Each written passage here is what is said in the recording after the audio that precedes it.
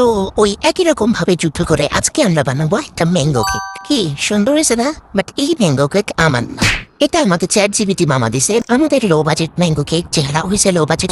এটা বানানোর জন্য নিয়ে নিতে হবে বিশাল বড় একটা বোল, এন্ড ওটার মধ্যে নিতে হবে ডিমের সাদা অংশ। আর ওই যে ভাঙা চুরের স্টিলের বাটিটার মধ্যে কি কি জানি পাউডার নিছে ভাই, আমার মনে নাই, আমি দেখি নাই, জানিও না।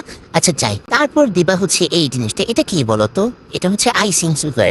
আইসিং সুগার কি তোমাদের কি মনে আছে?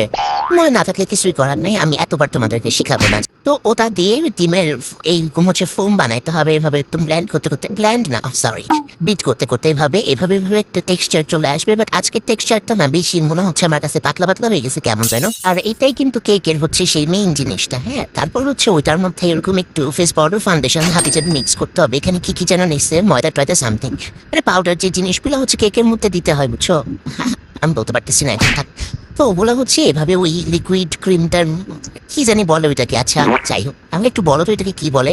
মানে ওইটার মধ্যে এই পাউডারগুলো হচ্ছে সুন্দর করে মিক্স করতে হবে। আর পাউডারটাতে কোনো রকম চাক দানা কিছু থাকতে পারবে না, বুঝছো? একদম মিহি পাউডারটা মিক্স করতে হবে। আর এই জিনিসটা না খুব সাবধানে হচ্ছে মিক্স করতে হয়। তো আমাদের শেফ হচ্ছে এগুলো মিক্স করে ও কি করছে জানো, যেহেতু ম্যাঙ্গো কেক বানাচ্ছে, ও হচ্ছে আম কেটে ব্লেন্ড করে নিছিল, জাস্ট একদম পিওর পাউডারটা হচ্ছে মিক্স করছে। তো ওই টাইমটা না আমি ছিলাম না, যার কারণে ক্লিপ নিতে পারি নাই। মানে কোনো না কোনো একটা কিছুতে সে আমাকে বাদ দিবে। আর ভাই বাটির মধ্যে যে পরিমাণ তেল দিছে এবার আমার মনে হচ্ছে ভাই তেলটা একটু বেশি হয়ে গেছে।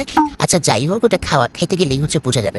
তো এবার মেইন কথা বললি, সেটা হচ্ছে এবারে কেকের টেক্সচারটা কেমন যেন হয়েছে। আর কেকটা ঠিক মতো ফুলেও নাই। আর হচ্ছে গিয়ে মানে চুলার জাল বাড়াই দিছে শেফ, যার কারণে হচ্ছে আশেপাশে সব পোড়া লেগে গেছে। মানে আমি না মানা করছিলাম, শেফ শয়তান আমার কথা শুনেই না। আচ্ছা যাই হোক, এভাবে একদম ভালো মতো কাঁচাই কুচাই কিন্তু বলটাকে চপচপ করে ফেলবা। দেন হচ্ছে দিয়ে দিচ্ছে আমাদের পরিবের ওভেনে। তো এই হচ্ছে অবস্থা। শুরুতেই বলছিলাম যে জালটা একটু কমায় রাখতে, সে আমার বকা দিছে, বলছে যে আমি নাকি বেশি বুঝি। তো একদম ভালো হয়েছে, শেষমেশ চা হয়েছে। তবে কেকটা না অনেক মজা হয়েছে। আর এইদিকে ভাই আমাদের ওভেনের ঢাকনা গেছে আটকে, এটা খুলতে আর একটু যুদ্ধ করা লাগছে আজকে। এরপর হচ্ছে ছুরি চাকু কি কি যেন নিয়ে আসছে ভাই এই জিনিসগুলোর জন্য, ফাইনালি খুলছে। বাট কেকটা না অনেক মজা ছিল, টেস্টটা খুবই মজার ছিল, কিন্তু গন্ডগোল হয়ে গেছে এই হিটের কারণে। যাই হোক, সুন্দর কোনো ছবি তুলতে পারি নাই, তার জন্য এক্সট্রিমলি সরি। এইটুকুই থাকুক। মানে পোড়া লেগে গেছে দেখে না আমরা সবাই ডিপ্রেশনে চলে গেছিলাম, যার কারণে কোনো ছবি ভিডিও আর নেই।